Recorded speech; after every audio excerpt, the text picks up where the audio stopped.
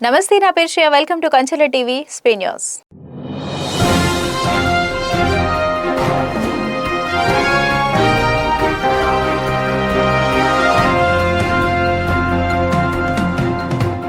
DSC నియామకాల్లో చోటు చేసుకున్నట్లు ఆరోపిస్తున్న అక్రమాలపై సీబీఐతో విచారణ జరిపించాలని డిమాండ్ చేస్తూ బాపట్ల నియోజకవర్గ వైఎస్ఆర్ కాంగ్రెస్ పార్టీ ఆధ్వర్యంలో చీల్ రోడ్ సెంటర్లో 3వ రోజు నిరాహార దీక్షలు కొనసాగాయి. ఈ కార్యక్రమంలో మాజీ డిప్యూటీ స్పీకర్, మాజీ ఎమ్మెల్యే కోన రఘుపతి పాల్గొని దీక్షకు సంఘీభావం తెలిపారు. కర్లపాలెం మండలం వైఎస్ఆర్సీపీ విద్యార్థి యువజన విభాగాల ఆధ్వర్యంలో ఈ నిరాహార దీక్షలు నిర్వహించారు. ఈ సందర్భంగా నియోజకవర్గ వైఎస్ఆర్సీపీ సమన్వయకర్త, మాజీ ఎమ్మెల్యే కోన రఘుపతి నాయకులు మాట్లాడుతూ రాష్ట్ర ప్రభుత్వం నిర్వహించిన మెగా డిఎస్సీ నియామక ప్రక్రియలో తీవ్ర అవకతవకలు, అక్రమాలు చోటు చేసుకున్నాయని ఆరోపించారు.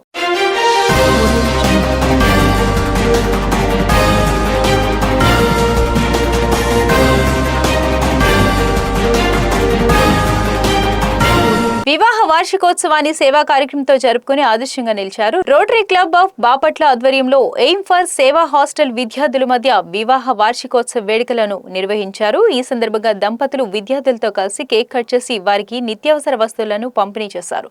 రోటరీ క్లబ్ ఆఫ్ బాపట్ల అధ్యక్షుడు వేజండ్ల శ్రీనివాసరావు మాట్లాడుతూ మల్లికార్జునరావు దంపతులు తమ వివాహ వార్షికోత్సవాన్ని ఆశ్రమంలోని విద్యార్థుల మధ్య జరుపుకోవడం ఆనందనీయమని అన్నారు.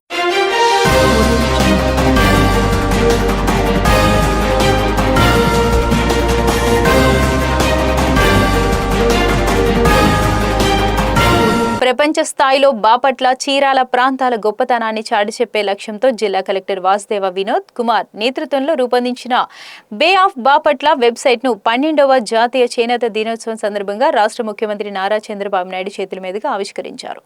ఈ వెబ్సైట్ రూపకల్పనలో కీలక పాత్ర పోషించిన బాపట్ల ప్రైమ్ 9 రిపోర్టర్ విన్నకోట శ్రీనివాసరావు కుమార్తె విన్నకోట చాందిని శ్రీని బాపట్ల జిల్లా ప్రెస్ క్లబ్ సభ్యులు ఘనంగా సన్మానించారు.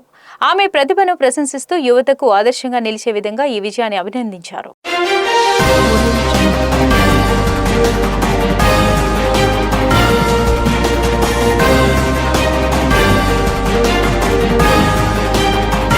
ప్రజా సమస్యల పరిష్కారమే లక్ష్యంగా బాపట్ల మున్సిపల్ కార్యాలయ ప్రాంగణంలో నియోజకవర్గ vision action plan unit P4 కార్యాలయంలో బాపట్ల నియోజకవర్గ ఎమ్మెల్యే వేగసేన నరేంద్ర వర్మరాజు ప్రజా దర్బార్ కార్యక్రమాన్ని నిర్వహించారు.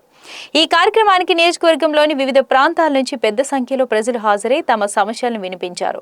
ఎమ్మెల్యే స్వయంగా అర్జీలను స్వీకరించి బాధితుల సమస్యలను ఓపికగా అడిగి తెలుసుకున్నారు. అనంతరం సమస్యల పరిష్కారానికి వెంటనే చర్యలు తీసుకోవాలని సంబంధిత అధికారులను ఆదేశించారు.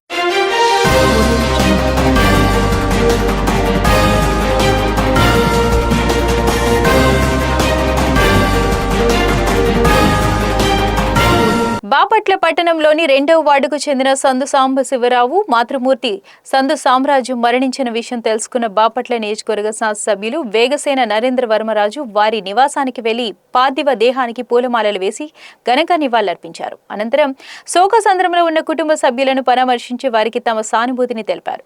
ఈ కార్యక్రమంలో బాపట్ల పట్టణ అధ్యక్షుడు మందపాటి ఆంధ్రేయ, ఇతర నాయకులు, కార్యకర్తలు, వార్డు ప్రజలు పాల్గొన్నారు.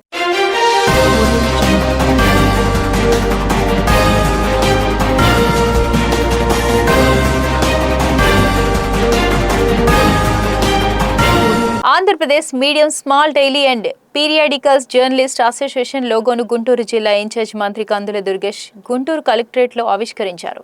ఈ సంస్థ ఏపీడబ్ల్యూజేఎఫ్ అనుబంధంగా పనిచేస్తుందని నిర్వాహకులు తెలిపారు. ఈ సందర్భంగా మంత్రి మాట్లాడుతూ చిన్న పత్రికలు ప్రజలకు సమాచారం చేరవేయడంలో కీలక పాత్ర పోషిస్తున్నాయని అభినందించారు. వార్తల సేకరణ, ప్రచురణలలో నిబద్ధత పనిచేస్తూ ప్రజలకు వాస్తవ సమాచారాన్ని అందిస్తున్న చిన్న పత్రికల సేవలను ప్రశంసించారు.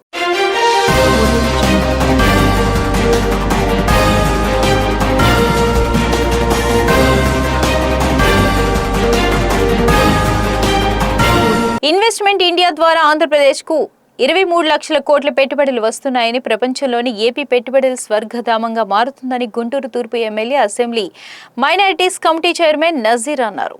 స్థానిక అమరావతి రోడ్డులోని బండ్లమూడి గార్డెన్స్ లో ఏర్పాటు చేసిన ధృతి B2 ఎక్స్పో కార్యక్రమాన్ని ఎమ్మెల్యే నజీర్ ముఖ్య అతిథిగా హాజరయ్యారు. ఈ సందర్భంగా ఎమ్మెల్యే నజీర్ మాట్లాడుతూ గుంటూరును పారిశ్రామికంగా అభివృద్ధి చేసేందుకు B2 ఎక్స్పో ఉపయోగపడుతుందని అన్నారు.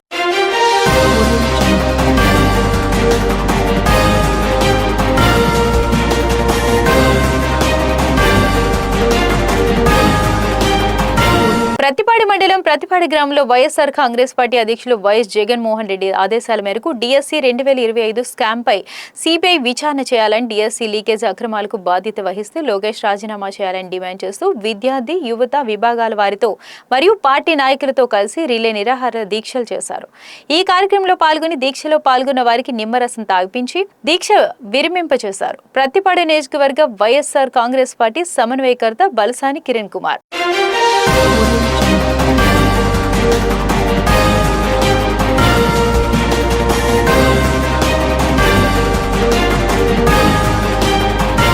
బాపట్ల జిల్లా ఎస్పీ ఆదేశాల మేరకు చీరాల డీఎస్పీ పర్యవేక్షణలో చీరాల సిఐ ఆధ్వర్యంలో వేటపాలెం మండలంలోని వినాయకపురం, పార్వతీపురం కాలనీలో ఆదివారం కార్డన్ సెర్చ్ నిర్వహించారు. ఈ తనిఖీల్లో 32 మోటార్ బైకులు, 3 ఆటోలను పోలీసులు స్వాధీనం చేసుకుని పోలీస్ స్టేషన్ కు తరలించారు. వాహనాలకు సంబంధించిన పత్రాలను పరిశీలించి సరైన ధృవపత్రాలు ఉన్న వాహనాలను సంబంధిత యజమానులకు అప్పగించారు.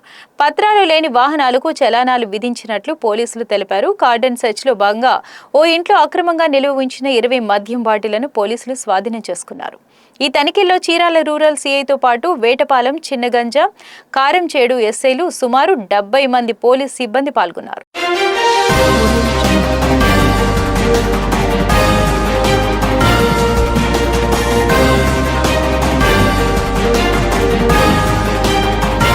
గుడ్ మార్నింగ్ నర్సరావుపేట కార్యక్రమంలో భాగంగా పల్నాడు జిల్లా YSR Congress party working president, మాజీ ఎమ్మెల్యే డాక్టర్ గోపిరెడ్డి శ్రీనివాసరెడ్డి ఈరోజు నర్సరావుపేట మండలంలో ములకలూరి గ్రామాన్ని సందర్శించారు. ఈ సందర్భంగా ఆయన మీడియాతో మాట్లాడుతూ నర్సరావుపేట నియోజకవర్గంలో తెలుగుదేశం పార్టీ నేతల కనుసన్నల్లో భారీ మట్టి మాఫియా నడుస్తోందని తీవ్ర స్థాయిలో ధ్వజమెత్తారు.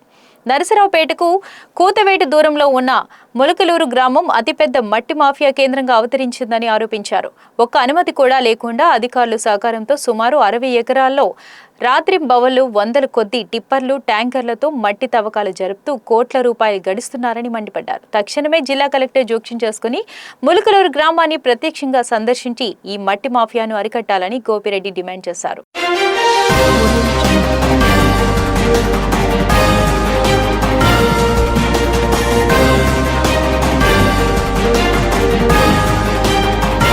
ఇవి స్పెయిన్ న్యూస్ అప్డేట్స్. మరిన్ని అప్డేట్స్ కోసం చూస్తూనే ఉండండి కంచర్ల టీవీ.